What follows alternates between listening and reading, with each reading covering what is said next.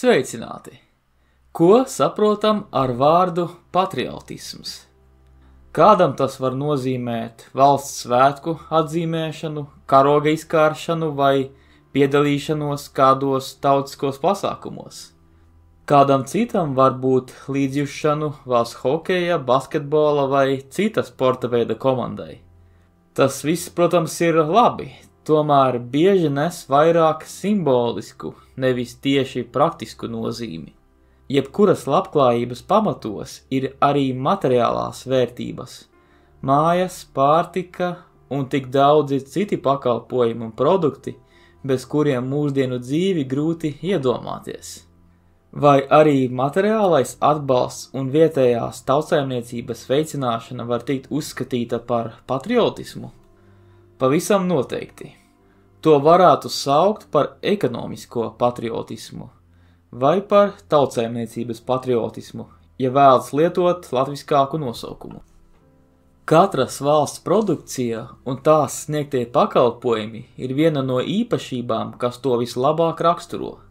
Vēl vairāk, tas ne tikai nes šīs valsts vārdu, bet arī nodrošina nozīmīgu daļu no tās ienākumiem un valsts materiālo stāvokli kopumā.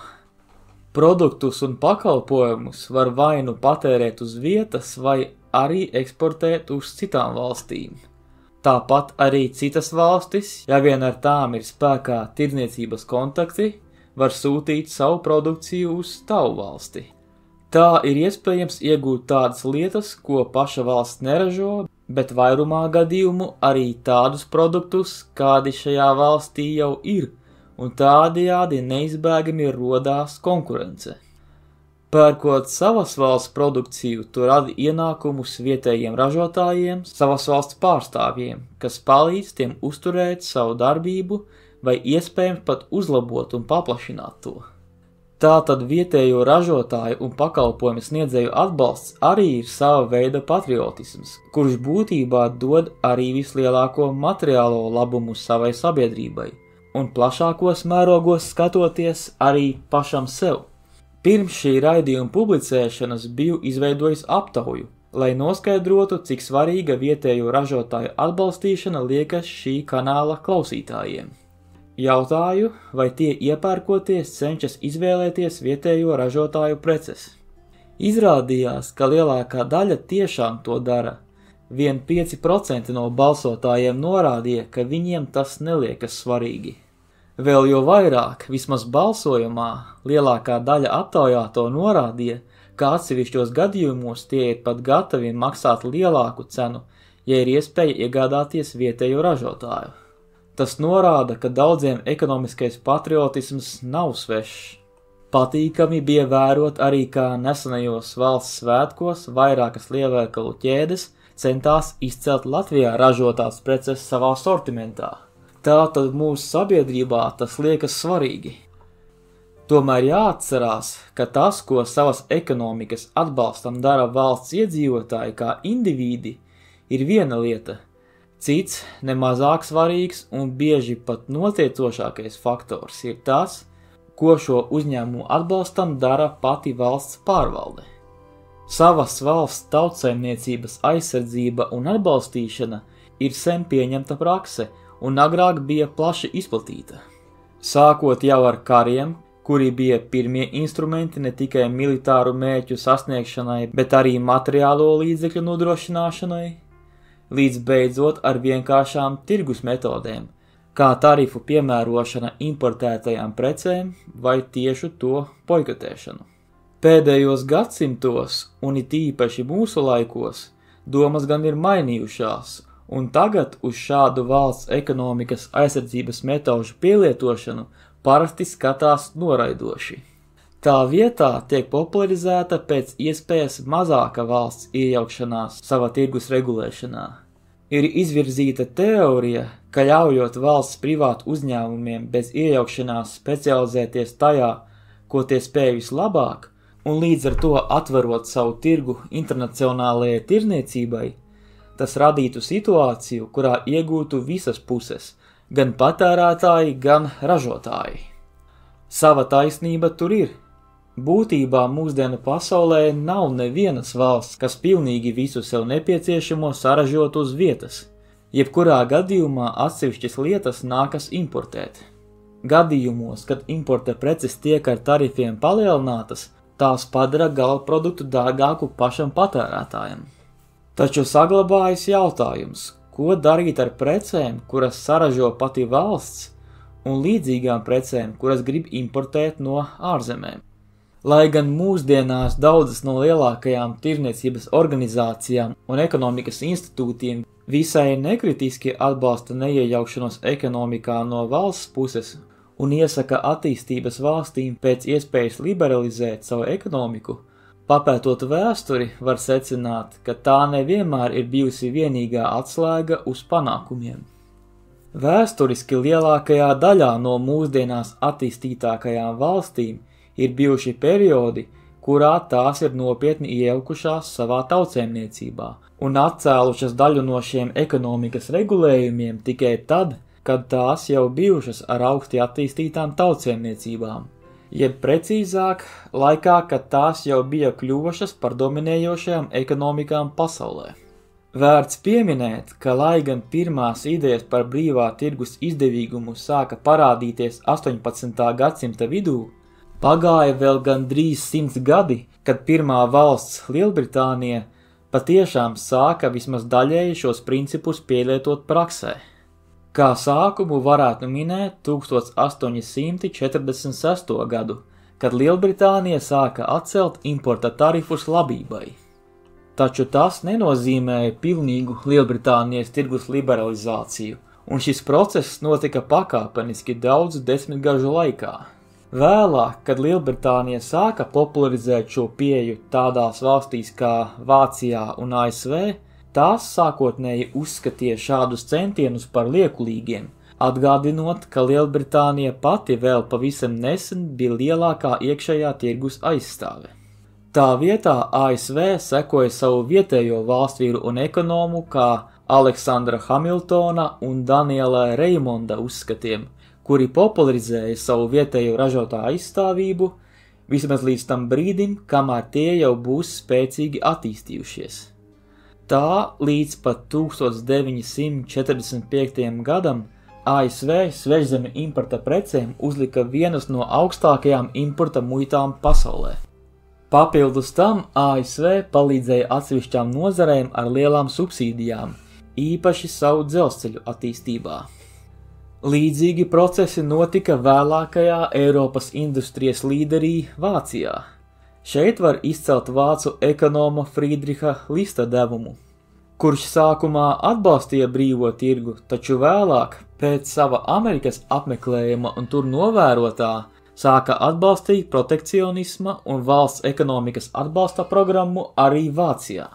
Tā gan nebija paredzēta kā vienkārši atgriešanās pie vecajām merkantilisma metodēm, bet gan kā pagaidu ražošanas atbalstīšana laikā, kamēr valsts tikai ieiet savā industrializācijas posmā. Šādus uzskatus tagad dēvē par infant industriju, jeb jaunās rūpniecības teoriju, ko īsumā var raksturot ar vārdiem. Valdībai dažreiz ir nepieciešams atbalstīt savas jaunās ražošanas attīstību, īpaši tās sākuma fāzē, lietojot tarifus, subsīdijas un citas metodes. Līdzīgu kursu uzņēma arī citas Eiropas valstis 19. gadsimtā un 20. gadsimta pirmajā pusē. Tas sakrita ar laiku, kad tajās notika industrializācijas procesi. Varētu likties, ka tas jau ir noiets etaps un raksturo vien pirmskara periodu, bet tā tas nav. Arī tādas valstis kā, piemēram, Somija un Dienvidkoreja savu attīstības posmu, kas sākās pēc Otrā pasaules kara, pavadīja pielietojot jaunās rūpniecības, jeb infant industry teorijas principus. Piemēram, slavenā Somijas Nokia kompānija tās attīstības laikā tika atbalstīta no valsts puses. Somijas valdība īpaši atbalstīja Nokijas elektronikas sektoru, galvenokārt veicinot inovāciju attīstību tajā. Tas turpinājās veselus 17 gadus, kuru laikā šis sektors nestrādāja ar peļņu, bet beigās tas atmaksājās. Somijas valsts sniedza atbalstu pētniecībai un attīstībai tehnoloģiju nozarē, tostarp telekomunikācijā. Tāpat Somijas valdība līdz pat iestāšanās brīdim Eiropas Savienībā nopietni kontrolēja ārvalstu firmu iespējas iegādāties Somijas firmas strateģiski svarīgās nozarēs. Somijas ekonomikas attīstības vēsture parāda pārēju no aizsardzības politikas un valsts iejaukšanās agrīnā attīstības posmā uz vairāk brīvā tirgus orientētu pieeju, kad valsts ražošanas nozares kļuva globāli konkurences spējīgas. Redzams, ka valsts atbalsts rūpniecības attīstībā spēlēja būtisku lomu Somijas ekonomikas veidošanā. Šādu piemēru ir diezgan daudz un aizņemtu pārāk ilgu laiku tos visus šeit pieminēt. Iespējams, par to runāšu vēl kādā no saviem nākotnes raidījumiem, bet tiem, kas paši grib par to vairāk uzzināt, atstāšu norādes uz avotiem pie raidījuma apraksta. Kopumā daudzas no lielākajām kompānijām rietumu valstīs ir saņēmušas atbalstu no valsts puses, kas ir palīdzējis vai pat bijis izšķirošs to attīstībā. Kā piemērus var minēt Boeing, Tesla, General Motors, Airbus, Amazon, Volkswagen, Renault, Siemens un citus. Šī palīdzība parasti izpaudās kā valsts subsīdijas, finansējums pētniecības projektos, eksporta atbalsta piešķiršana, kā arī nodokļu atlaides. Palīdzēja arī lieli pasūtījumi no valsts sektora puses. Nav gluži tā, ka arī atjaunotajā Latvijā pavisam nebūtu šādu piemēru. Galvenie uzņēmumi Latvijā, kuri saņem valsts atbalstu, ir Air Baltica, LMT un Latvenergo. Šo uzņēmumu darbība nav viennozīmīgi vērtēta un ir daļa sabiedrības, kura pārmet, ka, piemēram, Air Baltica nepamatoti gūst lielas glābšanas atbalsta summas no valsts. Vai ka Latvenergo sniegtie elektrības padeves pakalpojumi varētu būt lētāki. Tomēr nevar noliegt, ka šie ir vadošie uzņēmumi savās nozarēs Baltijas valstu mērogā. Tātad, lai gan iespējams šāds valsts atbalsts nav devis optimālāko rezultātu, tie tomēr ir bijuši gana veiksmīgi mūsu reģiona līmenī. Piemēram, ne Lietuva, ne Igaunija nevar lepoties ar tik lielu līdzsabiedrību.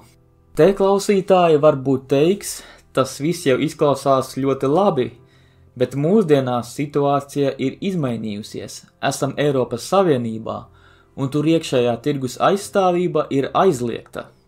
Sava patiesība tur ir. Eiropas Savienībā tiešām, vismaz teorētiski, nedrīkst likt tarifus ārvalstu importa precēm, neveidot kādus citus negodīgus konkurences ierobežojumus. Tomēr pastāv vairāki citi veidi, kā var atbalstīt vietējos ražotājus un pakalpojumu sniedzējus.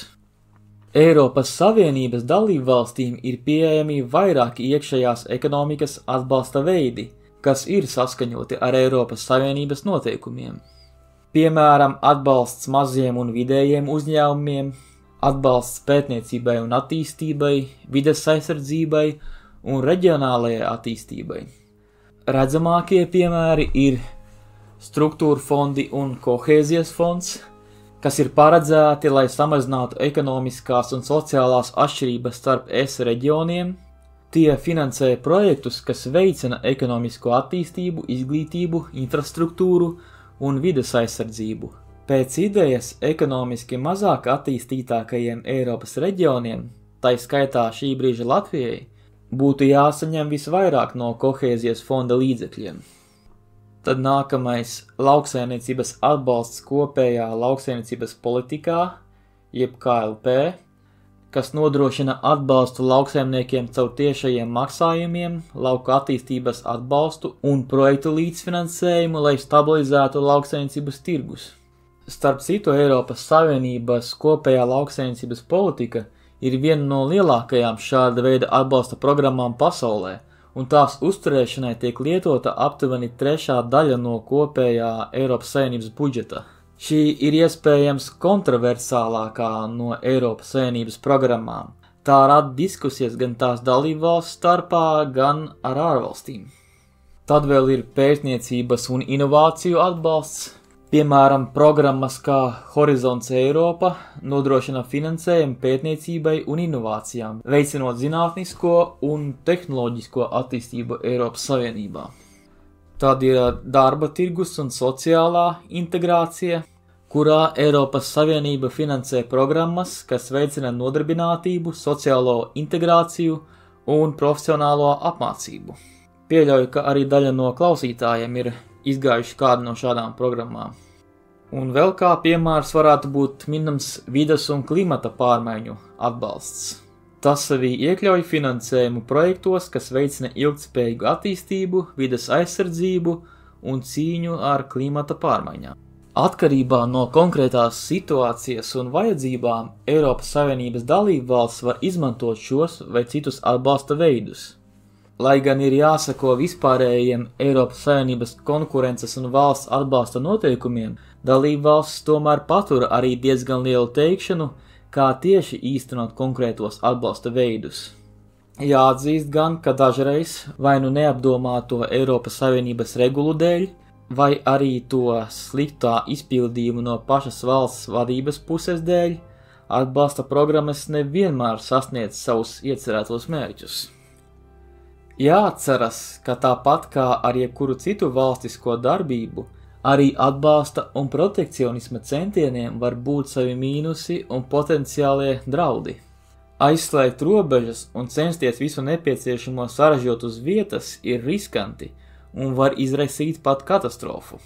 Latvija ir valsts ar mazu iekšējo tirgu un ir produkti, kuri vietējā tirgu nav tik pieprasīti, lai tos ražotu lielā vairumā. Tāpēc, gribot negribot, ir jāmeklē tirgi ārzemēs. Pat tagad, apskatot lielākos uzņēmumus Latvijā, kurus esmu minējis raidījumā par rūpniecību, uz kuru atstāšu norādi komentāros, var secināt, ka parasti šie uzņēmumi lielāko daļu savas produkcijas līdz pat 90% eksportē uz ārzemju tirgiem. Tātad par ārējās tirniecības iespējām ir jārūpējas vismaz tikpat daudz, kā par iekšējo tirniecību, vai bieži pat vairāk. Valsts, kas liek šķēršļus citu valstu importiem, var pati pēc tam saskarties ar eksportu ierobežojumiem un citām sankcijām. Tātad brīvajam tirgum ir arī savi plusi, un vismaz daļēji to ieviešot, pasaule ir pieredzējusi vēl nebijušu attīstību. Tajā pašā laikā nedrīkst aizmirst, ka gandrīz visur ir saglabājies arī kaut neliels savas ekonomikas atbalsts no valsts puses. Pilnībā brīvi vai pilnībā kontrolēti tirgus apstākļi šobrīd pasaulē nekur nepastāv. Vienmēr pastāv kāda kombinācija starp brīvā un plānotā tirgus politikas nostādnēm.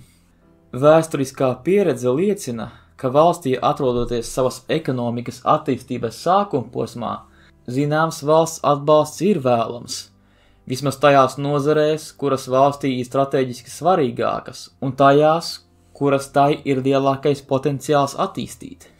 Vēlāk, kad šīs nozares ir jau sasniegušas zināmu briedumu posmu, valsts atbalstu var samazināt un aizvien vairāk paļauties uz brīvā tirgus principiem.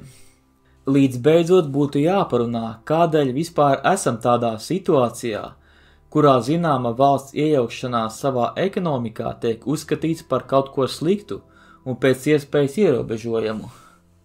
Lai gan mūsdienās par pareizākajiem tiek uzskatīts galvenokārt neoklasiskais un austriešu skolas ekonomikas modelis, kā arī dažu atsevišķu cilvēku grupu starpā arī bijušais komunistisko valstu plānveida ekonomikas modelis. Pastāv vēl vismaz 9 citas ekonomikas mācības, jeb teorijas. Atšķirības starp šīm teorijām galvenokārt veidojas no tā, kā katra no tām savā veidā saprot tādas lietas kā preces vērtības veidošanos, cilvēku motivāciju rīkoties, privāta īpašuma nozīmi un to, cik lielu lomu ekonomikas sistēmā spēlē kāda noteikta sabiedrības daļa vai indivīds. Ir arī tādas, kuras īpaši ņem vērā jaunāko izgudrojumu ietekmi uz ekonomiku. Ja jums klausītājiem tas interesē, nākotnē varētu izveidot šo nozīmīgāko ekonomikas teoriju skolu apskatu. Tās runā par sabiedrībā svarīgiem procesiem un cenšas atrast atbildes uz jautājumiem, kuri tiešā veidā skar ikviena cilvēka dzīvi. Patiesībā mūsdienās pastāv vairākas ar ekonomiku saistītas nozares, kurās regulējumi ir vairāk nekā jebkad agrāk, kā piemēram minimālās algas, darbinieku tiesību regulējumi, produkcijas kvalitātes regulējumi, darba drošības regulējumi, kā arī nesen tik populāri palikušie klimatam draudzīgo ražošanas metožu regulējumi. Tie visi ir ieviesti, lai risinātu kādu noteiktu problēmu, kuras agrāk radīja vecās, mazāk regulētās darba pārvaldības metodes.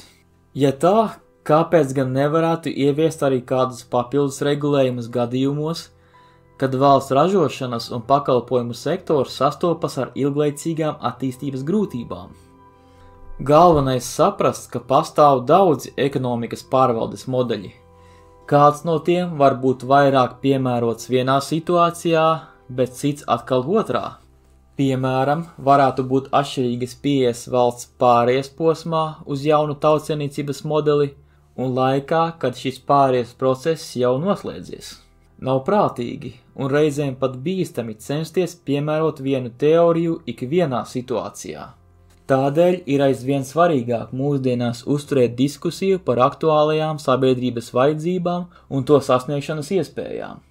Mums ir gan jāveido pavisam jauni risinājumi, gan jāmācās no pagātnes pieredzes un jāmeklē variantus, kā to pareizi pielietot modernajām vajadzībām. Tas arī pagaidām viss par šo tēmu. Lūdzu atstāj komentāros arī savu viedokli, ko tu domā šajā sakarā, un varbūt, ko tieši vēlētos uzzināt vairāk par šīm tēmām. Paldies par uzmanību! Līdz nākamajai reizei!